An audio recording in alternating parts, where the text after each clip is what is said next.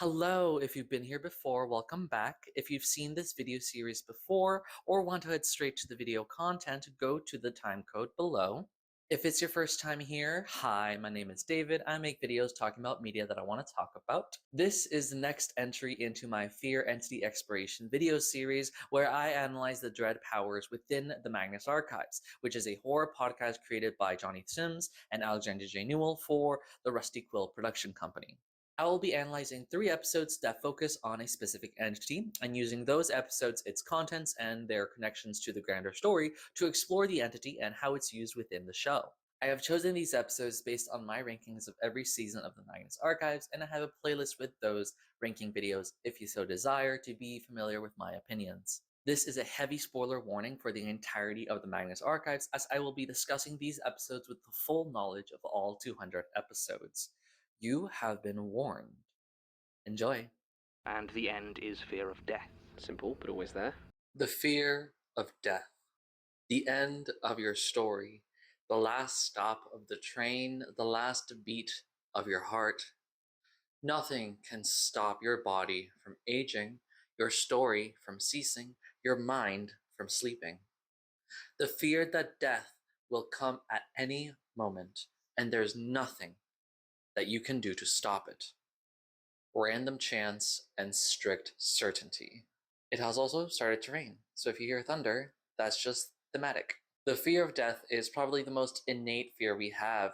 It's a mixture of a lot of different things. The fear of the unknown, of what is beyond death. The fear of pain and suffering, the act that will lead you to your death. The fear of not having control, because above all, you cannot stop death. With most of the fears, I can think about them and find within myself that fear. It might take some time, or I might even find some fascination instead, but with death, it's quick to come. It's terrifying to me that I'll be forced to cease, to stop. Do I fear what's beyond? I don't know. Maybe I will when I am dying. But today, right now, I fear not being able to accomplish what I want to. It's a more sad fear than anything, but it's there. Many stories touch on the finality of death to be able to deal with it. Some stories play around with its limits, characters flipping between life and death. Others use death as a passage, one they can't cross over, but something beautiful and worthwhile. All of these stories are made and are consumed because they bring comfort for the most powerful fear. And in the Magnus Archives, I would say that the end is the most powerful fear. It's maybe rivaled by the web for prominence within the story, and maybe the eye as well, but the end will always be there. When the London incursion comes in 168 Roots, Oliver Banks tells John that in this state of unreality, the end will begin to consume all the other fears. In 134 Time Revelation, Peter Lucas surmises that the end doesn't need a ritual because it knows all will come to fear it eventually. I think that this framing of the end makes it feel very tense. It's not actively searching for an entrance, but it still looms above everything else. It's not trying to do much beyond sometimes squeezing out a bit more fear every once in a while. As all the other fears vie for power and push and pull one another, the end tends to not interfere at all. I think that this image of a passive waiting entity is so evocative compared to the other entities that we involve with. This leads to some very tense manifestations. Sometimes the end does want to fuck around with humans, and when it happens, it's intense and terrifying. The end manifests frequently with games of chance, likely connected to the literary tradition of people playing against death itself in the hope of prolonging their life, a la Ingmar Bergman's Seventh Seal. Bargains are also frequently used, trading one's death for an act of service. It also tends to manifest in states of limbo, of undeath, to approach from the other side. What if you can't die, a la Stephen Sommers' The Mummy? I like how, with its passivity, the end still manages to terrify. Like I've mentioned, the end and its place in the greater story is tense. From the get-go, Johnny Sims knew he wanted death to matter in the story. Characters dying meant that they couldn't return. It also means that the end is not a big obstacle to the characters, which threatens to make it feel unthreatening. Yet still, it feels the opposite of that. The end is extremely powerful and very much something to look out for. It becomes, thank God, the end doesn't care. Of the main characters, only the side character of Georgie Barker is touched by the end, and even then is left with a convenient power for her troubles. Of antagonists and avatars, Oliver Banks is only an unbiased observer, offering help and information to John only through his own whims and the whims of others. The end doesn't lord over an overarching storyline besides Banks, but most of its standalone manifestations do manage to be memorable and really good. What I want to do is to look at the 3 episodes I've chosen about the end and use them to explore the things I like about this dread power. As I said before, I'm making this series in ascending order from the entities I least like to most like. We're getting close to the end. So, of 15, the end is number 5. I'll let y'all guess which of the dread fears are my top 3. For the end, the 3 episodes I've chosen are 70 Book of the Dead, 94 Dead Woman Walking, and 121 Far Away. I couldn't believe what I was reading. It was sick. Could someone have put this in the book after his death? Why would they do something like that? Or could it be that Phil's accident had been more deliberate than everyone thought? Maybe it was suicide, but even then, I respect anyone's right to end their own life, but even if that was the case, writing gory fiction about it beforehand is well beyond anything that Phil was capable of. Case number 0030912, Statement of Masato Mori regarding an unusual inheritance and the causes thereof. Original statement given 9th of December 2003, released June 21st, 2017. Brief summary of the episode. John starts reading the statement of Masato Mori, who wonders how he could have received this book from his recently deceased friend, whom he barely liked. He talks about being cordial with Philip Doe, but never really liking him, especially when he would get drunk. Phil had recently died, having fallen under a train, and in his will, he had given Masato the Book of the Dead. Inside the cover was a poem and a dire warning, which Murray took as a gruesome practical joke. Inside the aged book were, at first, handwritten descriptions of people's deaths. Murray begins to understand what's being said when he reads the harrowing death of Christopher in 1592. Soon it becomes typed pages, and he finds Philip's death described. Worried about the implications, he reads the last entry, which describes his own death on the lonely road in Lancashire. Spooked, he tries to ignore the book, but ends up doing research and finding about the death of Alexander Willard, reported on and also described in the book. Murray then realizes that his own page has changed the manner of death, dying a bit sooner of a gas main explosion. He fears what the book means and how it works, and tries to understand the book to no avail. His death changes again to being partially decapitated, and every time he reads it, it changes again, getting closer and closer. He doesn't want this book to pass on to anyone else and will wait for whatever fate the book will give him. John finishes his statement saying that they have not been able to find Masato, who disappeared. They were able to corroborate Philip's death, but John knows that by now, Masato must have died. John also realizes that this book is not marked as the Lightner. He mentions that Sasha's computer problems have been resolved, and in the supplemental, John says he's fully explored the top level of the tunnels, and when he ventured to the second level, he found a room with scraps of a book. He can read some of the text, finding out that Gertrude had burned the Key of Solomon. This episode, I don't have that much to touch on beyond the incredible sensation of dread that it brings me. It's a standalone episode featuring a Lightner, the Book of the Dead. Otherwise, this story could be entirely isolated from the show and still stand on its own. Before this episode, the end has appeared in varied manifestations, some of which I don't fully enjoy. We'll come back to its first appearance in season 1, but after that, it appears in 29 Cheating Death, portraying it similar to Bergman's Death, with Nathaniel Thorpe playing Pharaoh against death, winning and becoming deathless. Being unable to die is also a striking manifestation, appearing frequently after this. It also introduces games of chance being a part of end manifestations, reinforced in 64 I'm going to say this so wrong. I cannot say boreal? Boreal rites, sure, with the visual motif of bone dice in the mummy's tomb. I don't think the story pushes this connection between the end and games of chance as much as it could have done, but this episode, Book of the Dead, brings a new, stronger fear of death that I much prefer. John begins reading Masato Murray's statement, who mentions getting the book from Philip Doe's will. He goes on a long explanation of how it would have been easier to maintain their friendship rather than end it because of how much of their friends overlap. They could talk about movies, fine enough, but Murray didn't like when Phil drank because he'd talk about his fiscally conservative opinions, mentioning he thought minimum wage was a bad idea, whatever that means. He also doesn't have to pay for housing, as his parents gave him a house when he turned 21. From what little we got from Murray, Phil has some sort of cushy job and ideals about working hard and not giving out handouts, the usual stuff we hear from people like him. I don't care about talking ill of the dead because Phil has currently died. He'd fallen on train tracks and was struck by that train. Murray says that his death impacted all of their friends, even if he and some others didn't quite like him that much. I guess it just hit us all that we were entering the period of our lives where sometimes people die. Life was no longer a given, and it wouldn't actually be as long as all that before funerals were starting to outnumber the weddings. Because of this, he began to think about mortality. Mentions of Phil's death, and here, beyond its appearance in the Book of the Dead, but the sentiment does appear in other episodes for the end.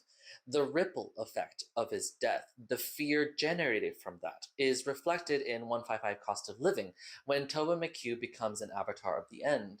To prevent her own death, she would subconsciously take someone else's life, and eventually she realized that the stronger the connections those people had, the more their death impacted others, then the more fear of death was generated. Thus, Tova would feed the end with fear, and it would prolong her own life.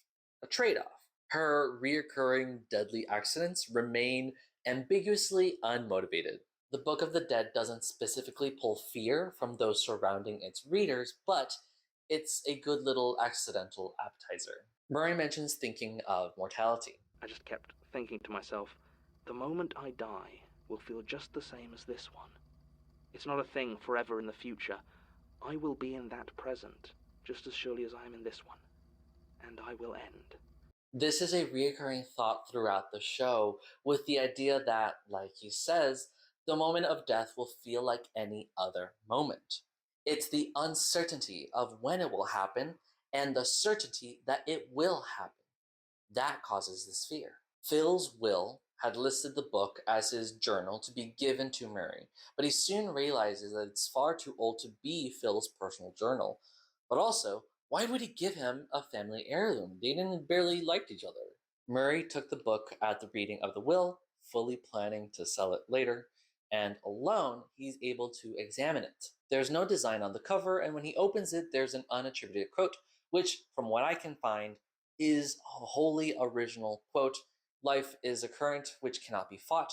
It is a march with one destination. You cannot cease your step nor move your course to one that skirts the journey's termination. It feels less cynical than it reads, more like a contemplation of fate and a somber look at life. However, written below it in handwriting is a different line that is full of malice and terror.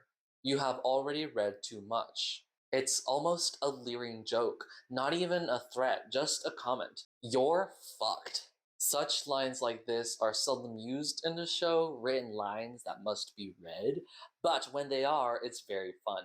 In 57 Personal Space, asks I always say Charter Chilcott.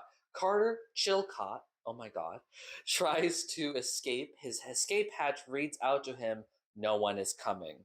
In 60 Observer Effect, Rosa Mayer reads a note that says, "Behind you," before looking into an eye mirror and seeing the terrifying observer behind her.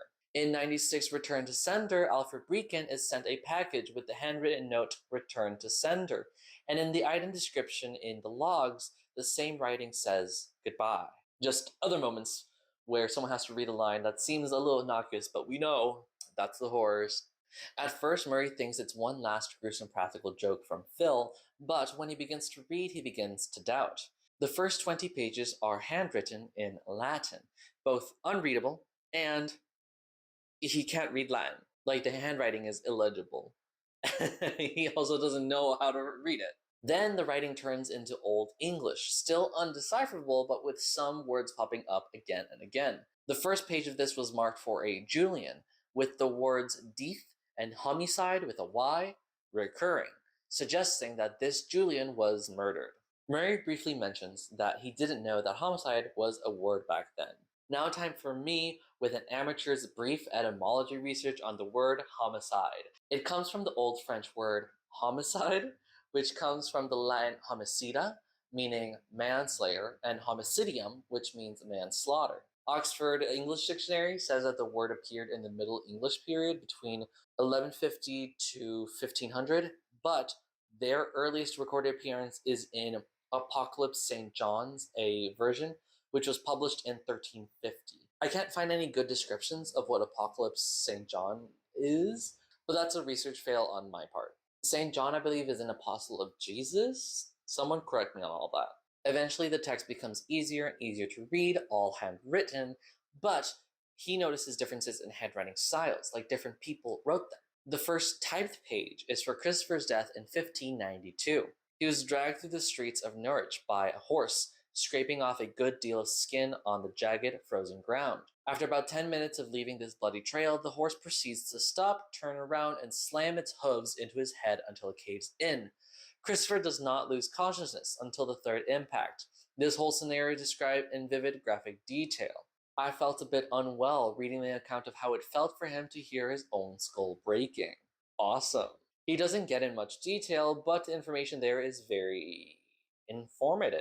It allows the audience to imagine how it feels to have your skin scraped off on frozen ground, how it feels to have your head caved in, how it sounds to hear your skull breaking. An audience's imagination is much more terrifying than what is described. Vivid description with a restrained hand. Thanks, I hate it. Murray puts the pieces together, seeing that all the entries are describing a person's death. Each detailed a death, often violent, always unpleasant. He notices charred edges, prior attempts to burn the book, and the entries are spaced between 5 to 10 years, some of them coming on right after the other, perhaps implying some mass casualty event, I don't know. The manner of death, never natural, updates with the time as well. Murray is skimming by this point, getting all these details, and when he reaches the last two entries, the rest of the book continues into empty pages, as if waiting to be filled in. And he finds Philip's death. It lingered on his terror as he felt himself falling off the platform, the screech of the train's wheels as they rumbled unstoppably towards him. It said that though his legs were severed and his body crushed, it had taken him almost 2 minutes to die as he watched his blood flowing out along the rails. After this, Murray tries to make sense of how this book could be. The changing language, the age of the pages, the accuracy of Phil's death all imply different things, but none match up with each other, all of them incongruous with reality. It's almost like this book has been updating on its own. That's impossible. And the fact that Murray has it now, despite not even liking Phil, something is very wrong here. The last entry is Murray's own death. It was to occur, so it said, in 2014. 11 years in the future. I was apparently to be walking along an isolated country road in Lancashire, of all places, when a passing car would lose control and run me down. The impact would drive me into the wooded barrier, impaling me on a fallen tree branch. The driver was killed in a crash, and no one else would pass by as I lay there, alone and screaming for help, until my body finally gave up. It was quite particular about how the jagged wood was going to feel as it passed through my torso. Again, using the audience's imagination against them. His incredulity of being in Lancashire, his screams for help, the feeling of wood through his torso. Murray closes the book and resolves to ignore it. He decides never to go to Lancashire. He tries to move on, but it lingers in him. First, he tries to research deaths mentioned in the book passively, passing it off as a whim. He reads about the death of Alexander in 1983, who was stabbed 7 times in his bed before getting his throat slashed. The entry went so far as to assure me that the murder was never identified or caught. Almost another stab in Alexander's fate left unresolved, without justice or closure. He finds an article that reports on the death of Alexander Willard, matching what Murray had read. Murray uses his knowledge to believe that someone did some sick research and created this book to scare him. Out of morbid curiosity, like picking at an open wound, Murray goes to reread his entry. But when he turns to it, the entry has changed.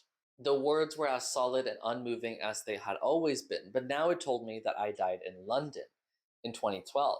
I was apparently renting a flat in Bethel Green with a faulty gas line. The gas had built up undetected, and when I tried to light the oven to cook a piece of salmon, it exploded and set the whole place alight. I was to be admitted to the Royal London Hospital Emergency Department with third-degree burns over 70% of my body, where I died 19 hours later. Panicked and afraid, Mary questions what could have happened. Did the entry change when he decided never to go to Lancashire? Did it change on its own? Did it even know the future? For lack of a better word, he spirals into fear and uncertainty. Had it changed? Were the words now within the raggedy black covering already describing a new, more painful end for me? Or had it shown mercy and granted me a quicker death? And that's that's what this book does. It makes the reader fear their own death. It makes the reader fear uncertainty. And when the reader, for their own volition, goes to check, goes to peek, it changes. Both the impossible acts of the text altering on its own, a supernatural event that would scare anybody, but also the gruesome depictions bringing fear when being read. And above all, it's the reader's choice to look, a nagging feeling to check, and the stab of fear of what will be. To me, this episode is one of the most disturbing of the show. At times, this episode verges on not rewatchable, or I guess here it's not re-listenable. That's not a real word, whatever. The dread of making a choice, knowing it's going to be bad, is terrifying.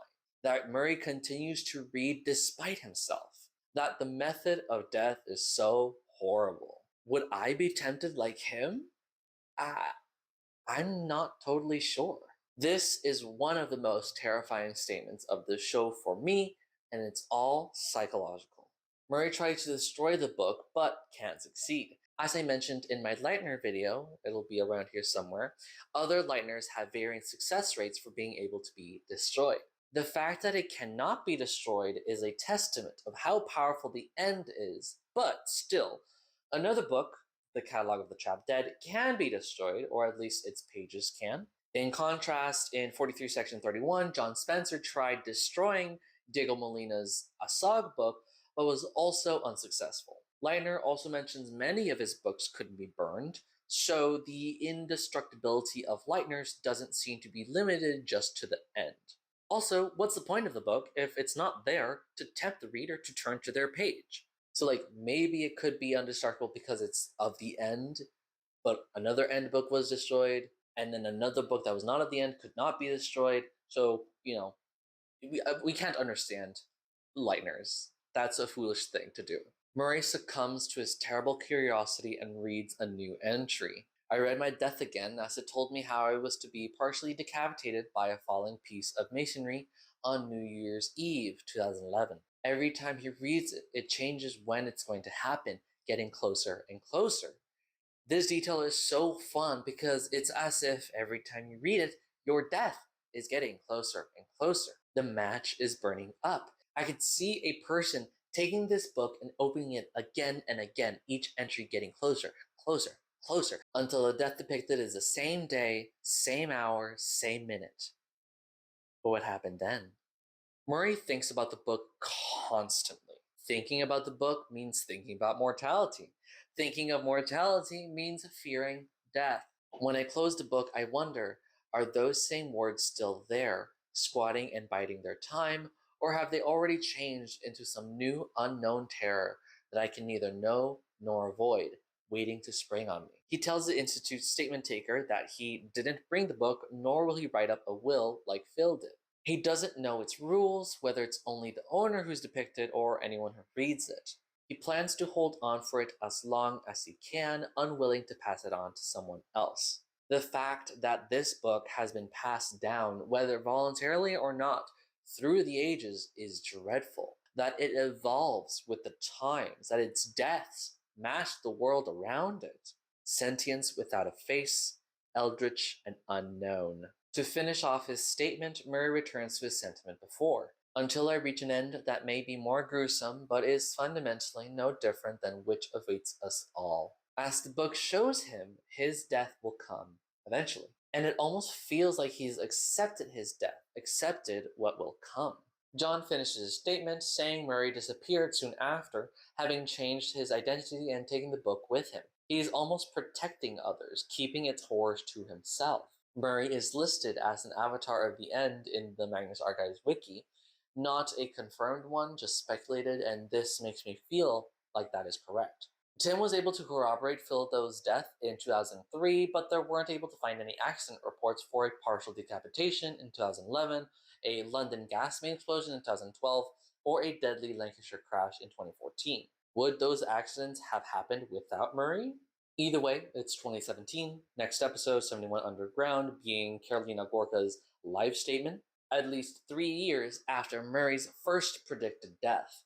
John suspects that Murray had already died, but in what manner and when, we will never know. John could know later in the season, but I don't think he wants to either. In a way, Murray defeats the end's certainty, fading away in obscurity without causing more fear at his death. The Book of the Dead never returns to the story. John mentions the lack of a bookplate for Leitner, adding a clue to the puzzle of these books. Leitner didn't cause these books. Further, John reports that Sasha, or not Sasha at this point, has been able to get IT to fix her computer. We heard in 49 The Bridger's Window that Sasha's computer had broken 3 times in 2 months already, so in this episode, IT fixed it, saying it's been getting authentication errors when attempting to connect with external devices or networks, trying to decipher this whenever not Sasha tried to connect her computer to her phone or other internet Wi-Fi, they didn't recognize her computer, I think. I don't know about computers, so I don't know what this means. This is just a symptom of Sasha being not Sasha.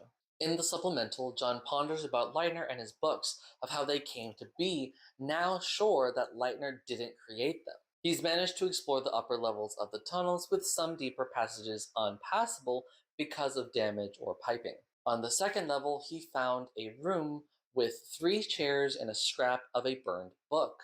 On one scrap, he reads, "They have for adversaries the sartorial, or concealers, the demons of absurdity, of intellectual inertia, and of mystery," capital M mystery. From what I can see, this is an exact quote from the actual Key of Solomon, though I have no idea what it means. Just looking for synonyms, it's saying that the sartorial, that's like the title, are enemies that are concealers, beings that hide things. They are demons that represent absurdity or insanity back then. Intellectual inertia is like mental laziness or lethargy, maybe also just being slow or dumb. And mystery, I think, is self explanatory, which to me reads similar to the spiral or the stranger. In 80 the Librarian, Leitner says the Key of Solomon was a Leitner that contained power of multiple entities, a rare type of book. So it's saying that sartorial are probably like real demons, or were at some point, or if you read it, it summons them or something like that. So, spiral, stranger, something like that. Earlier, John had discovered that Gertrude had bought the book and now has an answer to what's happened to it. Gertrude burned it. We'll learn that it was both her and Leitner burning it in a controlled area like the tunnels. John resolves to find more information later and ends the statement. As John dives deeper into discoveries about the Institute and the fears, he will begin to search for an out, a point of contact divorced from all this dread. But he will soon find that he's wrong, and this is where the end returns to the story. She was an older woman, Alex said, and was almost completely naked. Her skin was pale and her head was shaved. Like the others, she was still, with only the movement of her chest showing she was still alive, but unlike those on the floor, her eyes moved. They gently swept from one side of the room to the other, like she was searching for something. Then those eyes settled on Alex, staring in through the door. Case number 0172904, statement of Georgina Barker regarding the last words of a possible corpse. Recorded direct from subject April 29th, 2017, released February 21st, 2018. Brief summary of this episode, John asks Georgie if it's alright to record her, and she says that it's only fair after he told her everything that has been happening with him. He asks her what happened, launching her into giving her statement, talking about starting college and feeling like an outcast. She eventually meets Alex Brooke, and they bond to their shared lower middle class backgrounds and disdain for rich culture at their school. At the time, there would be protests at the college, with protesters occupying buildings, blocking access. Alex, a medical student, got annoyed at the protests and planned to do something after a night of drinking. The next morning, she tells Georgie that whatever she was going to do got derailed by seeing all the protesters in the medical building lying on the ground. In the middle of them was a woman whom she recognized from her classes, and Georgie manages to pull out that the woman was a corpse they studied on. The both of them return to their medical building, and Georgie sees the collapsed bodies around the woman, who languidly looks at them. Alex yells at her, asking what she wants, but the woman just whispers a word to her, and Alex collapses as well. In her panic, Georgie covered her ears and closed her eyes, but still heard what the woman told her. Georgie blacks out and comes 2 days later, staying with her parents in a numb state. Eventually, she gets better, and she never learns what happens to Alex and the other people in the medical building. She tells John that since then she cannot feel fear, as if it was removed from her. John processes that Georgie had a brush with the dread powers, feeling exhausted and defeated. Georgie lets him fall asleep after this.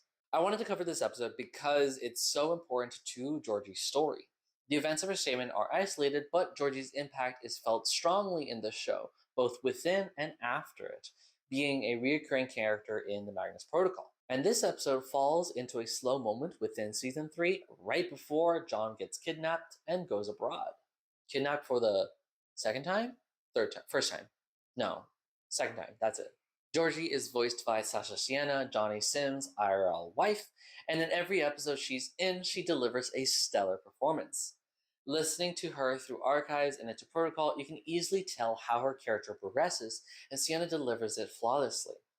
It's also a talent to play 2 different Georgies and make them sound the same, yet still have differences in life experience. One is just trying to work on a conspiracy theory podcast she will chase, while the other is trying to keep people alive in the post-apocalypse. Georgie has layers. I dive more into Sheeplechase in a prior video, so check it out if you so desire. In the episode prior, 93 Contaminant, after John reads out Lester Chang's statement of a purple mold taking his father-in-law, Georgie catches him in the act after she had told him specifically not to record statements in her apartment. He's been staying with her and has been using the studio where she records for her podcast, What the Ghost. She's been frustrated with him as he disappeared while being kidnapped by Daisy. That's the first time he got kidnapped. And he's been acting erratically and strangely, and hasn't shared with her why he had lost her job and so quickly got it back. John says that he'll move away and not bother her, but she says she won't have that, keeping his tapes as hostage until he tells her the truth. After John tells her about the dread powers, she asks if one of them deals with death, and he tells her it's called the End. Georgie says she'll make him some tea, which guides us towards the beginning of this episode. She's hesitant at first, but thinks it's only fair she tell him. He offers to help her understand, but she says there are some things it doesn't help to know more about.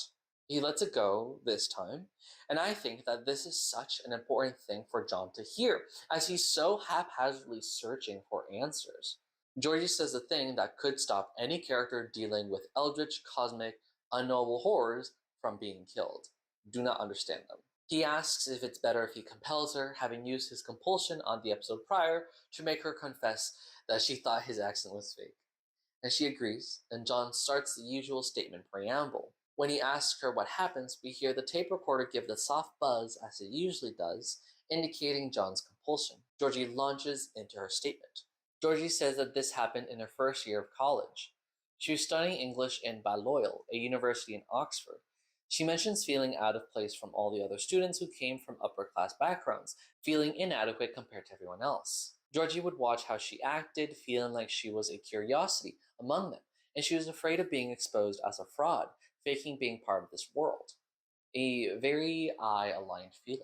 But soon she'd meet Alex Brooke, a medical student in her same year going to Corpus Christi, which I did at first, gut reaction, think of the city in Texas. But no, that's of course a college. Today, or late when I wrote the script, I learned about the colleges of the University of Oxford, constituent colleges. When she said Balliol, in Oxford, I thought it was the University of Balliol. In the area of Oxford, where Hilltop is. If you know more about the Oxford colleges, and I say something wrong, please let me know, because this was just off of Wikipedia. I'm not sure if the states have an analog. I know, like, at UCF, there are like College of Business, College of Science, and whatever, but they're not like named and they're just buildings. Well, there's like the main building for the College of Sciences, but like College of Sciences is like an umbrella majors in the UCF, but UCF itself is the university. I don't know that is there an analog in the United States. In fact, here's a map. I've marked where Balloyle and Corpus Christi is, trying to keep track of things here. Georgie mentions Alex headbutting a guy who went to Christchurch, which is also a constituent college. I did not mark that on the map. He's not relevant. More background for Alex. She came from an ex-mining town in Black Country, which is a loosely defined area of England's West Midlands. Apparently, J.R.R. Tolkien based Mordor off of the Black Country. Interesting to know. Georgie and Alex bonded over their similar backgrounds and how different they were to people in their colleges. However, they differed in their attitudes. Where Georgie was shy and quiet, Alex was loud and angry. They balanced each other out when dealing with rich assholes. But still, Georgie reveals some cracks in their relationship. For one, Alex would delight in telling Georgie morbid stories. She would tell her about dissections and how she'd get hungry after them, especially because preserved brains smelled like canned tuna. To me, this borders on some flesh-aligned activity on Alex's part, enjoying Georgie's reaction, some may say Georgie's fear, but it doesn't go far enough with that for me, but that's alright, it doesn't need to, just noting something, hey, this could be fleshy. Another crack is them disagreeing on the protests happening. Georgie reminds John how frequently there were protests, but she says that this protest was different. Currently, they were occupying the Medical Sciences building, probably protesting about scientific ethics or animal rights. What was strange about the whole thing was nobody seemed to exactly know what the group were protesting, or exactly when it had started. Either way, Georgie says she usually supported the protests, but because the Medical Sciences building was occupied, Alex's schedule was messed up, which made her angry with them. However, Georgie noted some odd things with this protest. The staff were very quiet about it, not saying anything about the protest, and there was a distinct lack of a police presence. Georgie notes this lack of police presence when she and Alex are out drinking. I feel like the structure of this statement is a bit odd, because what is being implied here is that this current protest in the Medical Sciences building started out of nowhere and has been going on for a long time. We don't get a good sense of this span of time by the way Georgie is telling it. This protest is really a disruption that happened after and before other protests within Oxford, so had the markers of a protest. That's why no one remembered what they protested about. That's why there's no police and the staff ain't saying anything about it because, the horrors. This is not technically a protest. Unfortunately, the build-up to the horror is a bit weak for me compared to other episodes I would be featuring during this time, considering how close we are to the end of the series, but I think it still works as a piece of realism that contrasts well with the supernatural encounter. When Georgie mentions there's no police activity during this not protest, this disruption, Alex seems to get an idea, but doesn't share anything with her. There's an implication that Alex is planning some revenge on the protesters, but it's all a mundane prank. I think Alex was just planning to dump formaldehyde over the protesters to get them to leave, maybe, or else find a way to do some mischief to get them to leave, please. The next afternoon, however, Alex comes to Georgie, telling her what she saw when she snuck into the Medical Sciences building. Through a door window, she saw the protesters on the floor, lying like they just collapsed. There weren't any signs or placards, another clue that this wasn't originally a protest. It was just a dozen students on the floor, catatonic. Their chests moved up and down slowly, so Alex was sure they'd been alive, but their eyes stared vacantly into the space in front of them, and everything else about them seemed lifeless and empty.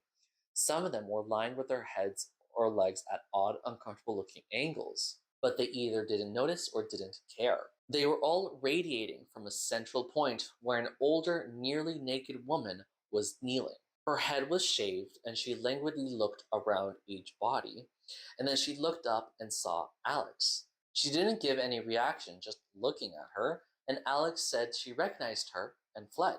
She's hesitant at first to tell Georgie how she recognized the woman. She just says that she recognized her from her classes, and then eventually says that she doesn't know her name, because they aren't supposed to tell them the names of the people that they are dissecting. Really cool way to reveal that the woman was a corpse from Alex's medical classes. The implication here now is that they had brought in this woman's cadaver, and somehow powered or puppeted by the end, she got up, likely during a class considering the amount of students around her, as if a sudden gas was released or a bomb and a whole class of students became catatonic. I wish this episode pushed how intense and sudden this attack was, considering the lack of information we get after the fact. Georgie tries to make sense of what Alex told her, nothing matching up with each other, and finally saying that they had to check out themselves. When they approach the building, it's eerily quiet without movement. They notice a police car half on the curb, suggesting a rushed parking and a quick entrance. The hallways are dark, the lights not turned on for the day, and Alex leads them to the teaching room, where they would wheel the cadavers in to be dissected. And Georgie sees exactly what Alex described.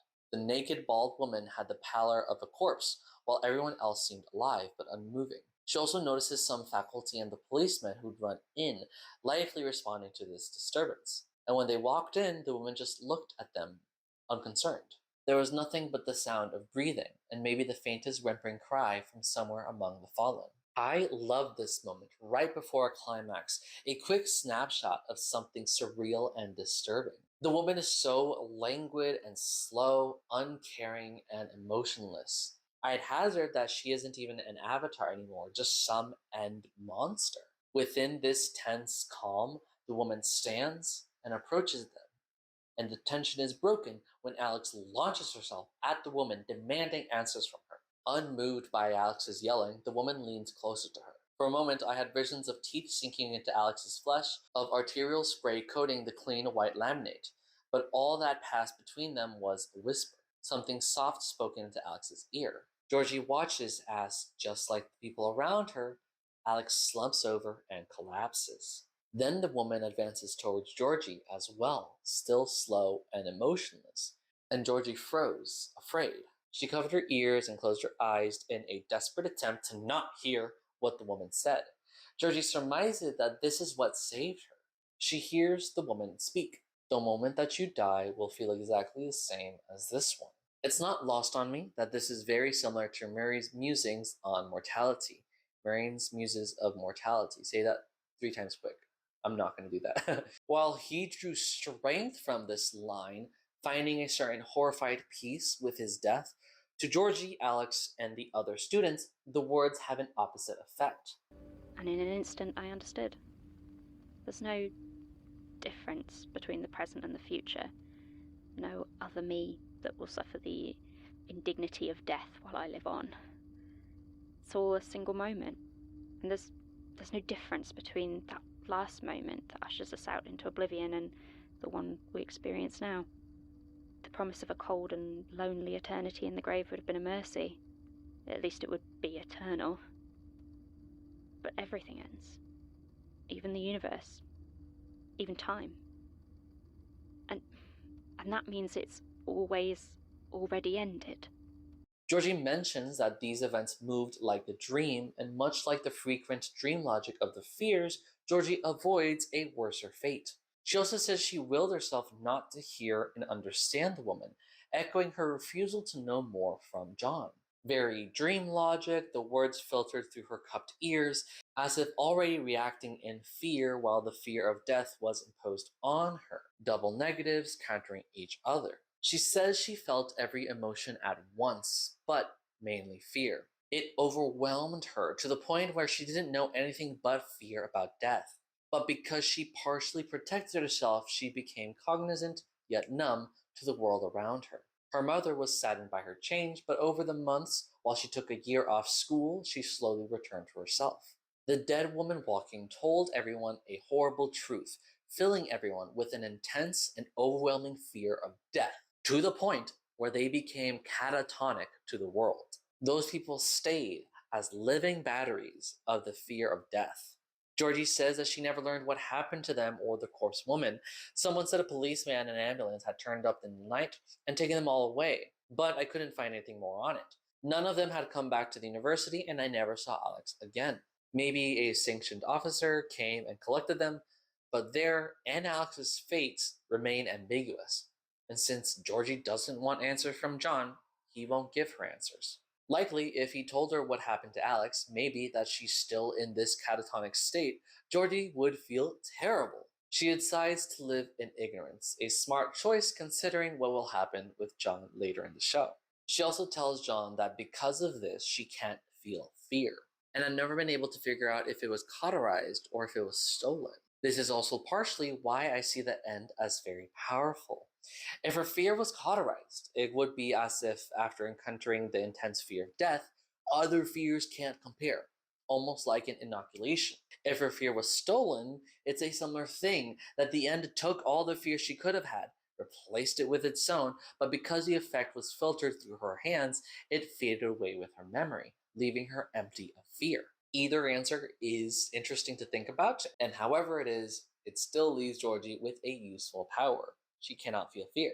After this revelation, John is left defeated.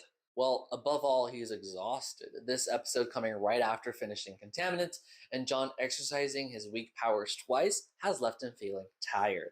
But below all that, he's also expressing sadness and disappointment, having thought that Georgie wasn't involved in the Dread powers. She says that maybe he subconsciously knew, or when he was searching for a safe place after Jurgen's murder, the eye subtly guided him to someone who was touched briefly by the fears. He's too tired to think, and Georgie lets him sleep.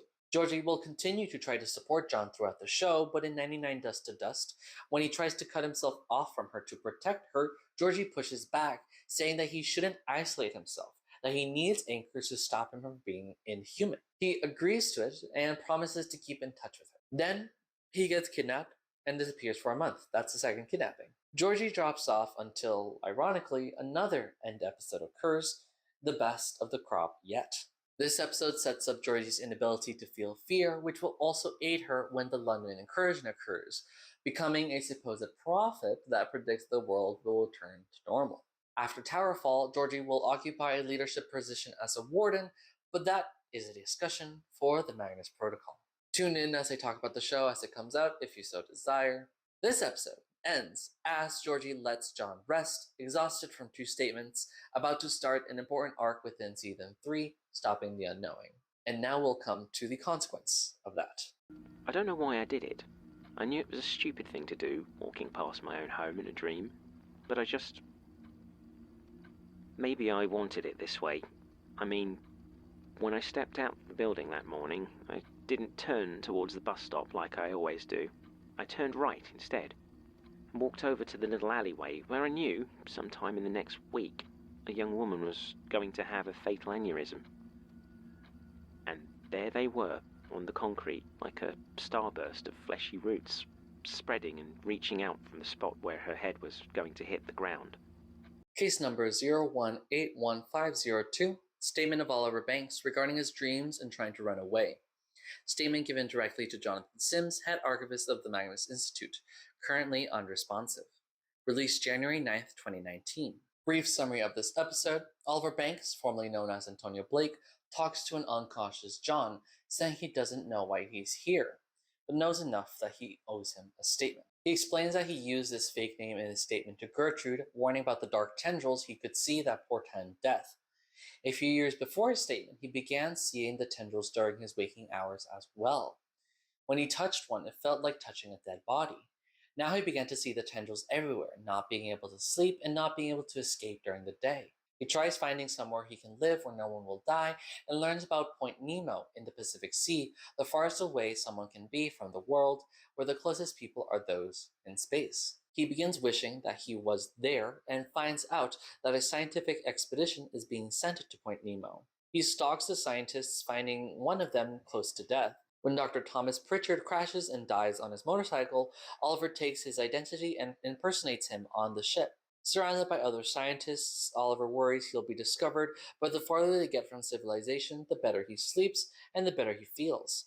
However, he witnesses the tendrils all of a sudden pull up out of the sea and wrap around him and the ship. Resigned to his fate, Oliver hijacks the boat, making them steer into the direction that the tendrils are pointing, where a space station falls from the sky and crashes on the boat, killing them all instantly. Finishing his statement, Oliver is still unsure why he's here, mentioning spiders guiding him, and he tells John that he's at a crucial moment where he must make a choice. He's interrupted by Georgie, who gets a bad reading off of him and makes him leave. She sees a tape recorder listening in and chasing after him, and John begins to breathe once more. This is one of the best episodes of the Magnus Archives, in my opinion, period. This kicks off my favorite season, season 4, has one of the best statements of the show, one of the best build-ups of horror in the show, and has great consequences in the future. We're coming off of the disruption of the unknowing, the stranger's ritual.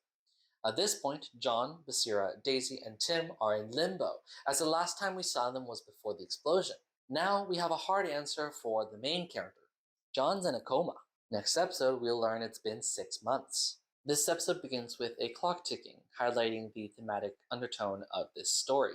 We hear Oliver Banks speaking, voiced by Russell Smith. He asks if it's okay if he calls him John, because calling him Archivist is too formal, like other avatars have called him. He says he's familiar with John because he's seen him in his dreams, and similar to how he felt with Gertrude, after dreaming of him for so long, he wanted to meet him. I wonder what he saw in those dreams, how the tendrils looked wrapped around John. He apologizes, saying he doesn't really speak to people nowadays, so it's difficult to articulate his thoughts. He also muses it would be easier if John would ask him a question to compel him to talk, but alas, John's in a coma, so he has to talk by himself. Oliver says that since he gave a statement to Gertrude, then he also owes John a statement as well. Oliver Banks used to be Antonio Blake, who gave his statement in 11 Dreamer. Used to be, no, he took the fake name of Antonio Blake. He was always Oliver Banks. He just took the name Antonio Blake. There, he talks about seeing dark tendrils in his dreams that portend when someone is going to die. In one dream, he saw thick tendrils snaking through London, heading towards the Magnus Institute, which was absolutely covered with them. Inside, he saw Gertrude wrapped in those tendrils, and he wrote the statement to warn her of them. He gave the statement in March, and Gertrude would soon die 2 months later in April. He gives John a statement of how he tried to escape, finally confessing to faking his name. He says it's been 10 years since having these dreams, seeing those awful veins crawling into them, into wounds not yet open or skulls not yet split, people who are about to die. Every night I watch as they sneak up and into throats about to choke on blood, or lurch into hearts about to convulse. I've come to terms with it. I've learned to live with it. I think it's a little crazy that he just accepted this in his normal life, but that happens here. However, he says 2 months before his statement to Gertrude, he began to see these tendrils in his waking life. At first, it was subtle and small, and he deluded himself into not seeing them. Just a second of them webbed over the face of a drunk old man stumbling into his car. A chain smoker exhales, and just for a moment I catch on one dangling from his mouth before it slithers back inside. Crossing a bridge, and I might see one snaking along the road, over towards railing. For the purposes of counting kills, check out my kill count video if you so desire. Even though I know that these individuals will eventually be killed, it's very ambiguous as to when. So they are in a state of in between, living and dying. I can't count them as being dead yet. He tried avoiding the locations he passed in his dreams, but in one of them he walked past his own street, seeing that a woman could die of an aneurysm sometime in the future. He says he shouldn't have checked the area again while awake, but maybe he wanted to, and he sees them there plain as day, almost like they were calling to him. He reluctantly bent down and touched it. He expected it to feel like a dead body, but he doesn't know how that feels, despite how long he's been a death prophet, as he puts it. Instead, it was very cold. It was soft and rubbery, scrubbing when I pressed on it, and recoiling from the tip of my finger. He also calls it patient, saying it felt like it was waiting. This paints these tendrils as less an omen and more of a branch reaching out, waiting until someone makes a mistake to kill them. Touching it felt strange to him. Good, too. It made me think of dead worlds floating into space. Places that didn't know and didn't care that life even existed. It made me think of mortality, like the seconds that were dragging me to the grave were being pulled out of me. And the worst part was, somewhere in me, I liked it. Underneath all that awful fear, it felt like home. And after this, he begins to see them all the time. He saw them in the archives when he left his statement, ignoring them and not mentioning them to his statement to Gertrude. Thankfully, they never got as large as they would in his dreams, but the small size meant he would accidentally brush up against them, giving him a little jolt of fear. I had struggled with Oliver as an avatar for a bit.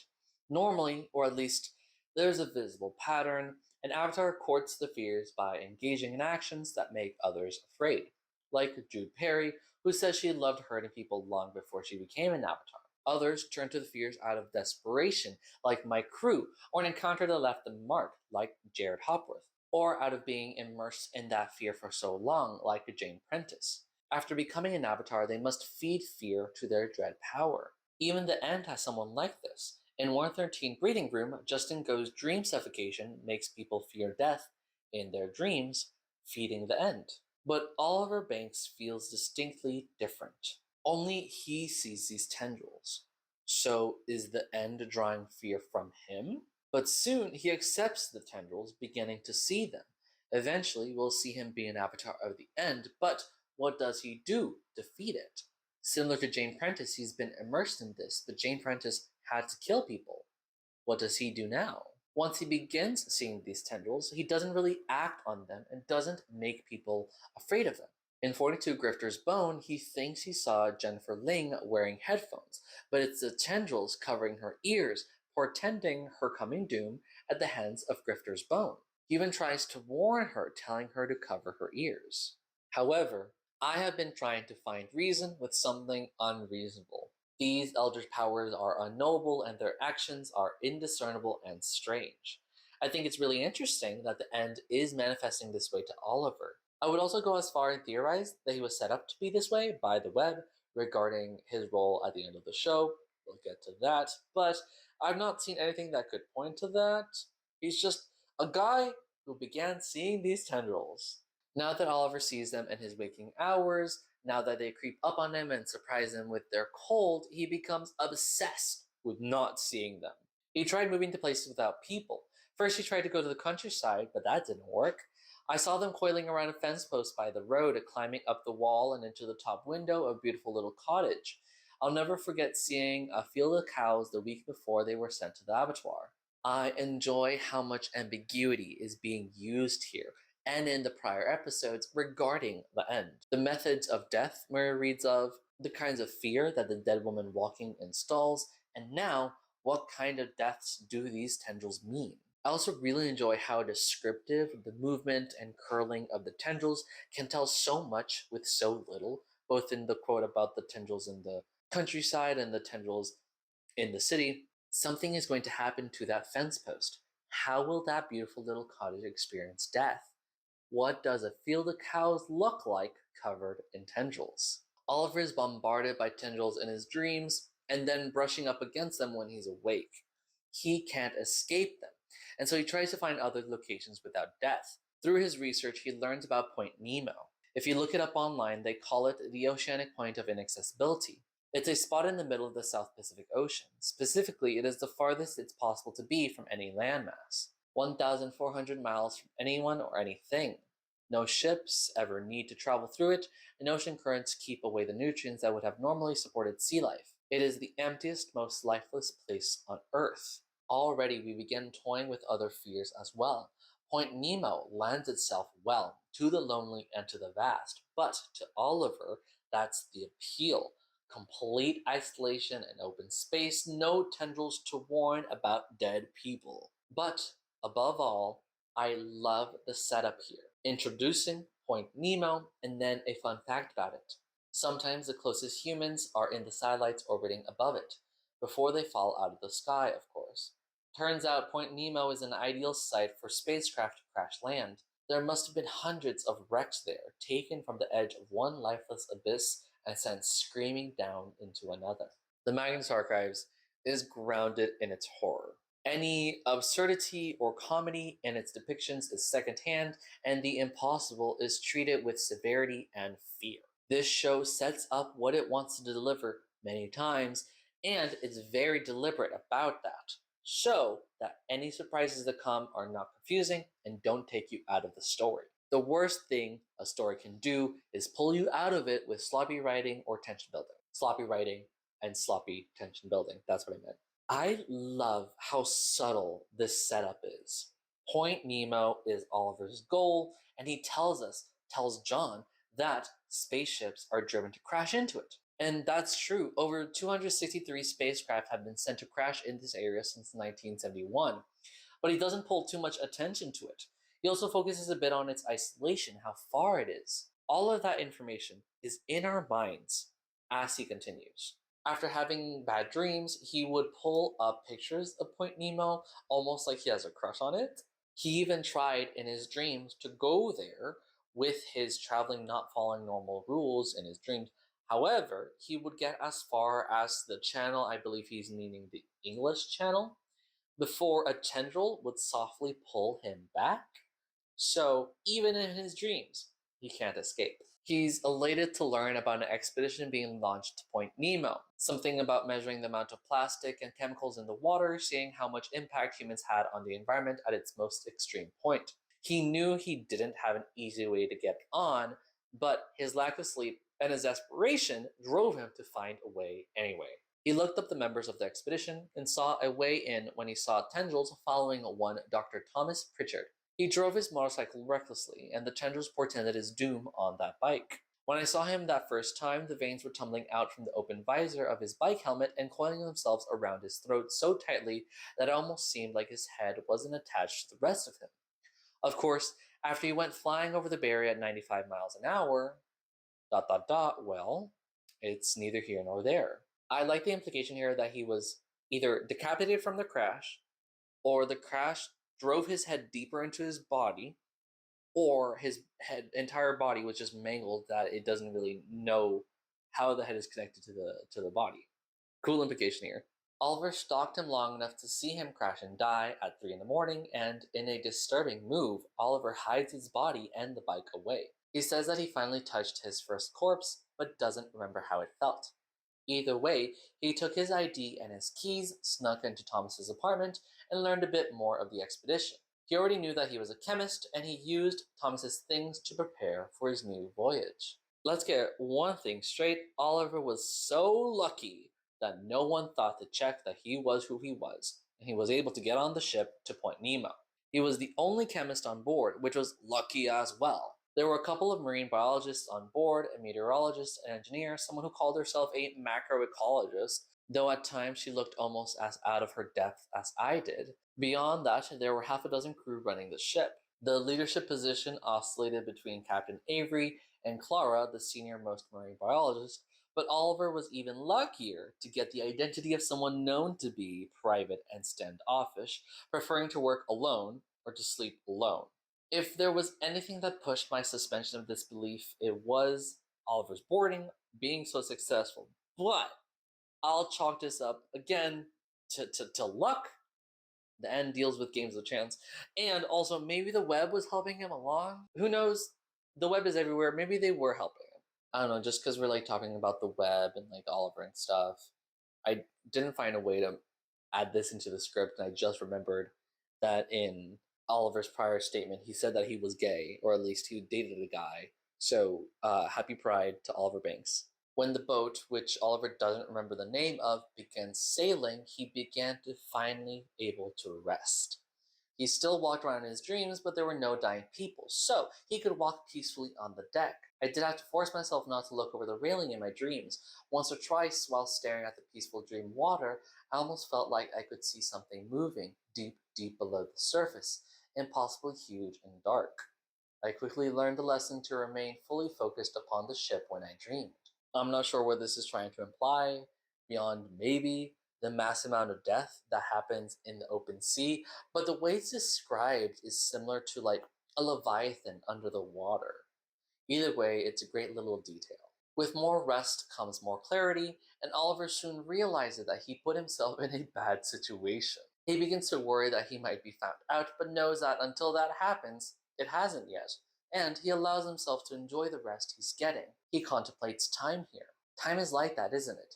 Just keep going no matter what happens, it just carries on, and it strips everything away from you in the end, the good and the bad alike, until there is nothing left of either.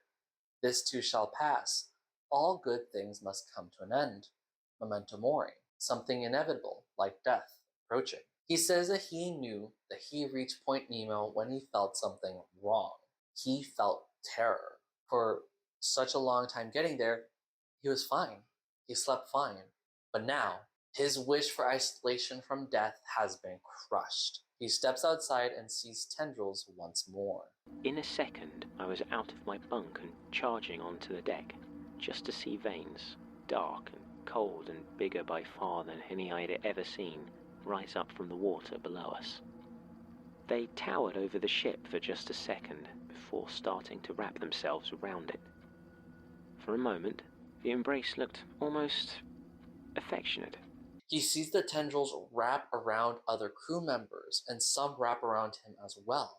He says that he wanted to scream, but maybe he already was, as the other people were looking at him odd, like he was screaming, but he didn't know his terror was just so overwhelming. And similar to how he started to dream of the tendrils, how he just accepted that he would dream of these tendrils, Oliver accepts this as well. At that moment, a sudden calm came over me. I understood it all. I could follow the line of the huge veins that encased the ship down into the water, leading off to a point almost a mile to the southeast. There. That was it. That was our fate, where we would always be, because I was going to take us there. He takes all of the terror and desperation he felt and makes others feel it.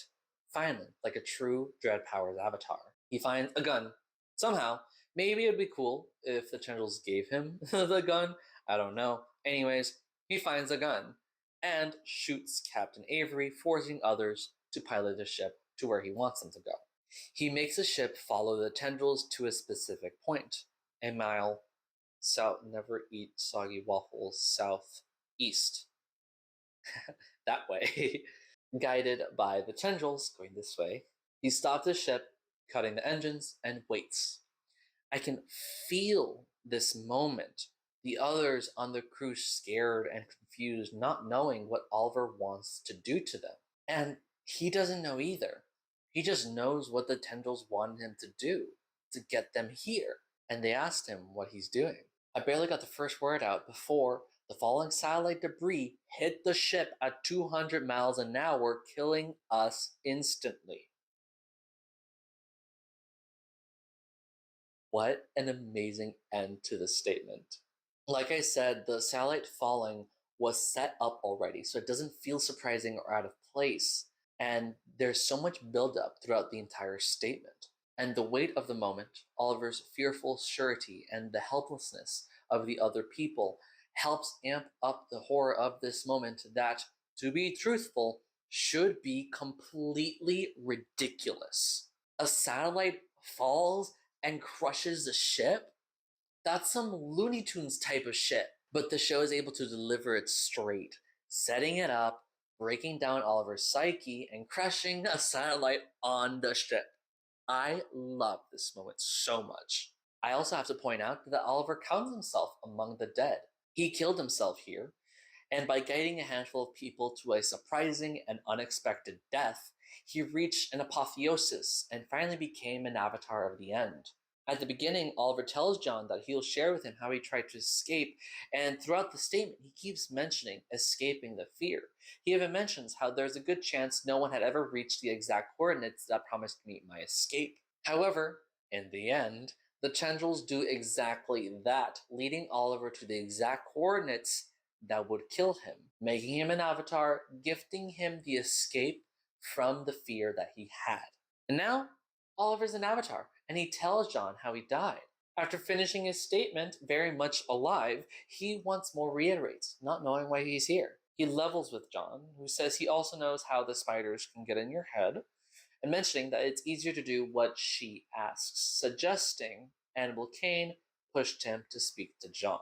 Spiders and she, there's not any other web characters that we know of that are women.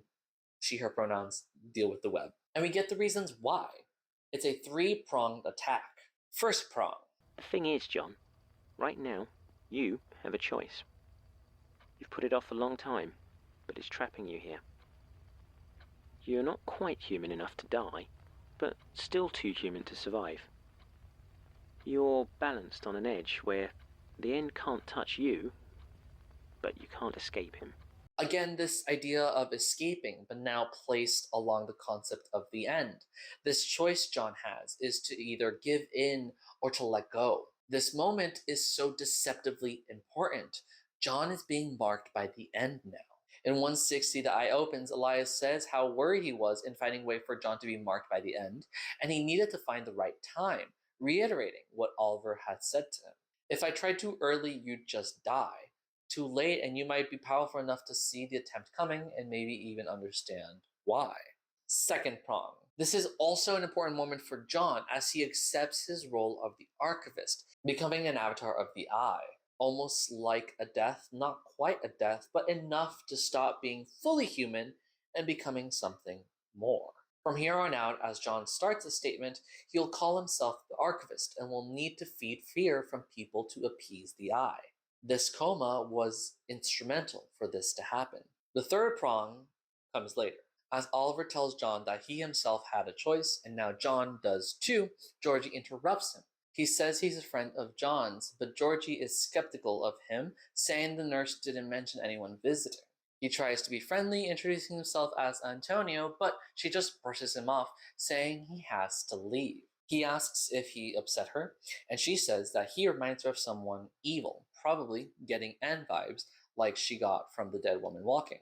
His last line is to tell John to make his choice before he leaves. Oliver Banks will return in 168 Roots, playing that important role that I teased prior. John reads about the corpse roots, reading from a coroner's report by Oliver Banks, aka Antonio Blake, and Dr. Thomas Pritchard. Here he says he serves the end, or as he calls it, the coming end that waits for all and will not be ignored. A very verbose but fitting statement, name akin to I do not know you, I do not know you. This one, it's not like, the coming end that waits for all and will not be ignored doesn't roll off the tongue, but it fits for how grandiose the end is, you know?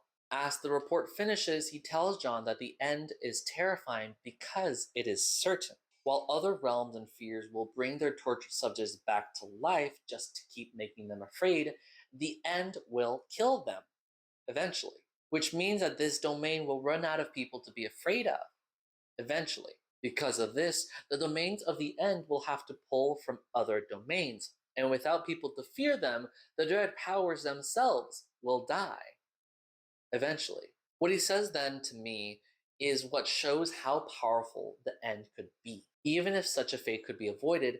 As it comes closer and the other entities grow in their awareness of their own end, the grotesque ripples of their own impossible panic shall glut and feed my master, gorging it to the point where perhaps it will even surpass the Watcher in prominence. Even further, he says, the end does not fear its own secession, for it is the certainty and promise of all life, however strange, that it will one day finish, and that includes its own stark existence. It shall be the last, and when the universe is silent and still forever, it shall perhaps, in that impossible moment before it vanishes, finally be satisfied.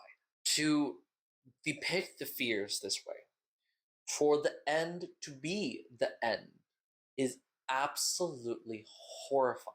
And I love how the ideas are stretched to these conclusions. And this episode shows how intertwined Oliver Banks is with the end, saying he doesn't know how he feels about all this, but he still will continue to serve the end and usher people to die. Delivering this message to John was important, which is why I said that the web sent him to John at the beginning of season 4 and could have manipulated circumstances to make him an avatar, could have helped him hide onto the boat, etc. With this information, John knows that the fear domains are not sustainable. Throughout the show, Oliver Banks slowly becomes an important figure, starting as early as the 11th episode until the beginning of season 5. This is 8 episodes into season 5. He's a connection to the end that isn't evil enough to hurt John. It doesn't escape my notice that an avatar of the end brings attention to John getting marked by the end and turning into an avatar.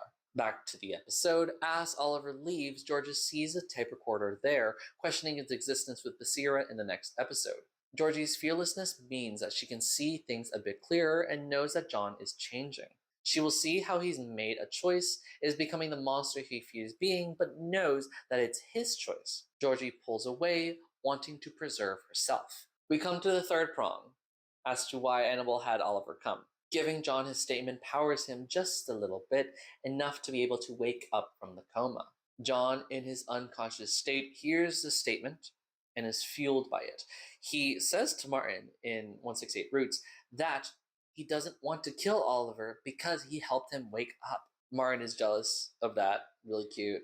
This episode is so important to this show as it both marks John for the end and begins his story as an avatar. With a well-written, well-built-up statement, Oliver brings the end to its forefront in amazing ways. I love this episode so much. Final comments. These 3 episodes I like for different reasons. 70 Book of the Dead has a truly psychologically terrifying lightener, along with introducing interesting concepts for the end. 94 Dead Woman Walking describes Georgie's backstory and sets up for her story in the future. 121 Far Away has Oliver Banks help revive John by telling him an absurdist statement of how he killed a boat with a falling sidelight, and it doesn't feel ridiculous by a long shot. I would rank the episode from best to least best: 121, 70, 94. 94 has some weaker writing for me, but it was important to talk about it because it covered Georgie. The end does a great job in making itself feel threatening and dangerous without an active avatar opposing the main characters. In manifesting with games of chance, states of undeath, and overwhelming fear, it maintains attention throughout the show. Oliver Banks is a great avatar, one who is not an antagonist to John and the Institute, and helps guide the story along as well. Similar to The Spiral, I would have liked that these games of chance to be featured in more episodes, akin to how I feel about fractals, but it has a leg up because it's so unique as a calling card. Fractals are fractals, but games of chance can be faro, dominoes, dice, etc. There's a little bit more variety with that. Some and episodes also tend towards talking philosophically about death and time, but it doesn't overstay its welcome when it does so. Not having a ritual, not having avatar or monsters trying to kill John, and removing Georgie's fear when she's brushing up against it makes it stand out in greater ways than if it was just a passive entity that didn't do anything. It's almost like an enforcer, a tense warden for the other fears, while still being their equal. It's almost like it has restrained itself, keeping its power at bay, so as to not be too overpowered. I don't outwardly love the end and its depictions, but I have to recognize how well it's portrayed in the show. I'd love to know what pieces of media Johnny Sims pulled from, because it feels equal parts inspired and wholly unique. Death is coming for us all, and it will wait for that when it comes. Of the other episodes of the end, 11 Dreamer introduces Oliver, here being called Antonio Blake, but since he only warns Gertrude of her death, which we know already happened, and I already knew I wanted to cover Far Away, 11 was shelved to make space. I didn't want to double up on Oliver Banks episodes. 168 Roots is the next Oliver statement, but it's more contained than I would have wanted for making an analysis. I love the revelations, though, of how finite the London incursion is, and some really good imagery here with the corpse routes. 62 First Edition is a great Gertrude episode interviewing Mary Key, who is also a great character. The Catalog of the Trapped Dead is an interesting lightener, useful for lore and information, as we'll see with Jerry and Eric Delano, but I don't feel much about her statement. I do think it's funny that she hated how the doctor used the book not to cause fear, but to extort money. I liked her judgment there. This was the first mention of the end, though, I believe, so that was also really good. Like the name, The End. That's cool. 113 Breathing Room has Adelard Decker telling Gertrude about Justin Go, an end avatar who kills people in their sleep with carbon monoxide poisoning dreams. It doesn't really specify how he kills them, but they're sleeping, and he almost died from carbon monoxide poisoning, so there's some connection there. It's fine. I think it could have been miles better if Decker was able to outright kill Go, because otherwise it just makes him not feel that cool. 155 Cost of Living has Toby McHugh accidentally being an avatar to try to save herself, but I feel like it could have used more horror. Tove's written to be annoying, and she was, so I guess cool, but she's also really annoying. 29 Cheating Death has Nathaniel Thorpe becoming undead and a Reaper, but I feel like if you're going to introduce these Reaper type of people, like the man that he plays the game with, and he becomes undead like him. They should do more in the story. This felt similar to the Hunt's vampires, because like we get statements of the vampires and they don't do anything in the story. Same thing with these like undead people. Like I guess they reoccur every once in a while, like once or twice. They don't do anything, so like it doesn't feel that interesting. 64 64 burial rights is this low because I cannot say this word correctly. But also, it's another appearance of people who can't die. That's the other part that I mentioned, which doesn't connect to the end that well for me as well. Like talking about, the Reaper, like not being able to die. I feel like you would be fearing more about pain and suffering, so that for more desolation. I don't know. Maybe it's the other people fear about you. I don't know. I like the mummy though. I want more mummies in the Magnus archives. But not a bad episode. I don't think there's any really, really bad episodes for the end. Obviously, these are my own opinions. So I would love to hear what you think about the end. Let me know why you like the end, which episodes are your favorite, or what scares you about it. Also, for the next coming videos, there's 5 fears left. I'm trying to think of what I could do with lighting and stuff and coloring, and I'm going more effect edited lighting. So, this one's all monochrome and stuff. What should I do for the other 5 fears that I have not touched on yet? Please let me know what you think, what I could do with light and color. Anyways, don't forget to like, comment, subscribe, and share with your friends. I'd love to hear some feedback from y'all about my videos and my channel. Don't forget to be passionate, and I'll see you later.